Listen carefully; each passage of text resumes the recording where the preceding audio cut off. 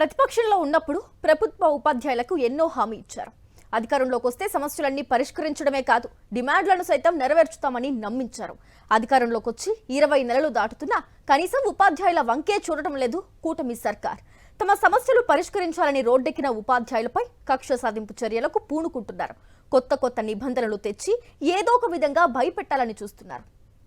ఎన్నికల ముందు అడిగిన వారికి అడగని వారికి హామీల వర్షం కురిపించారు కూటమి నేతలు. అంతకు మించి అంటూ సినిమా డైలాగులు కొట్టారు. కానీ అధికారంలోకి వచ్చిన తర్వాత వారిచ్చిన హామీల గురించి మాట్లాడలేదు. తమ సమస్యలు పరిష్కరించాలంటూ కూటమి ప్రభుత్వానికి ఉద్యోగ ఉపాధ్యాయులు వినతులు ఇచ్చినా స్పందన రాకపోవడంతో ఆందోళన బాట పట్టారు. ప్రధానంగా ఉపాధ్యాయులు ప్రభుత్వం తమకు ఇచ్చిన బకాయిలు విడుదల చేయాలంటూ అసెంబ్లీ సమావేశాల సందర్భంగా చలో విజయవాడకు పిలుపునిచ్చారు. పెండింగ్ బకాయిలు విడుదల చేయడంతో పాటు పీఆర్సీ కమిషనర్ను నియమించాలని, సిపిఎస్ రద్దు చేసి ఓపీఎస్ అమలు చేయాలని, ఈహెచ్ఎస్ అమలు చేయాలని డిమాండ్ చేస్తున్నారు. ప్రభుత్వం స్పందించకపోతే చలో అసెంబ్లీ నిర్వహిస్తామని హెచ్చరించారు. సమస్యల పరిష్కారానికి ఉపాధ్యాయ సంఘాలు చలో విజయవాడ కార్యక్రమం నిర్వహించాయి. ఉపాధ్యాయులు తిరగబడితే వారితో పాటు ప్రభుత్వ ఉద్యోగులు కూడా చేరుతారని భయపడింది కూటమి ప్రభుత్వం. దీంతో ఉపాధ్యాయులను ఆందోళనల నుంచి మరల్చేందుకు కూటమి సర్కార్ పక్కా ప్రణాళిక రచించింది. విద్యాశాఖ నుంచి కొత్త ఆదేశాలు జారీ చేసింది. టీచర్స్ అందరూ ఉదయం 9 గంటల్లోపే తమ హాజరు నమోదు చేయాలని నిబంధన తెచ్చింది. ఇప్పటి వరకు ఉన్న 10 నిమిషాల గ్రేస్ పీరియడ్ ను నెలలో 2 సార్లకు మాత్రమే పరిమితం చేసింది.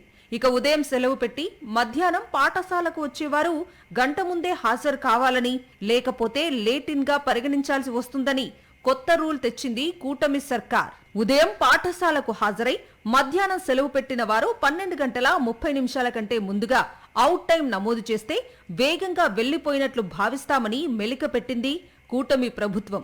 ప్రాథమిక పాఠశాలల్లో సాయంత్రం 3 గంటల 30 నిమిషాల కంటే 1 నిమిషం ముందు, ఉప ప్రాథమిక ఉన్నత పాఠశాలల్లో సాయంత్రం 4 గంటల కంటే 1 నిమిషం ముందు అవుట్ టైం నమోదు చేసినా ఎర్లీ అవుట్ గా పరిగణిస్తామని ఉత్తర్వుల్లో పేర్కొంది కూటమి ప్రభుత్వం.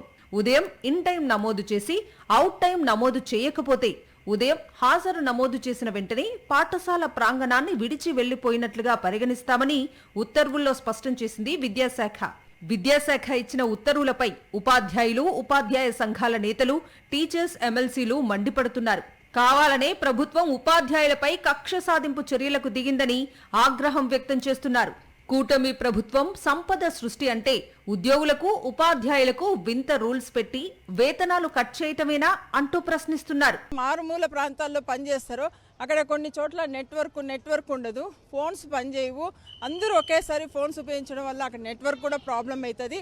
సో అనేకమైన ప్రాబ్లమ్స్ అక్కడ వాళ్ళ టీచర్స్ ఫేస్ చేస్తుంటే మీరు మళ్ళీ కొత్తగా ఈరోజు ఈ టైం కండిషన్స్ తీసుకురావడం జరిగింది. అసలు ఇది మీకు, ఈ ప్రభుత్వానికి ఇది తగునా అని నేను సూటిగా అడుగుతున్నా.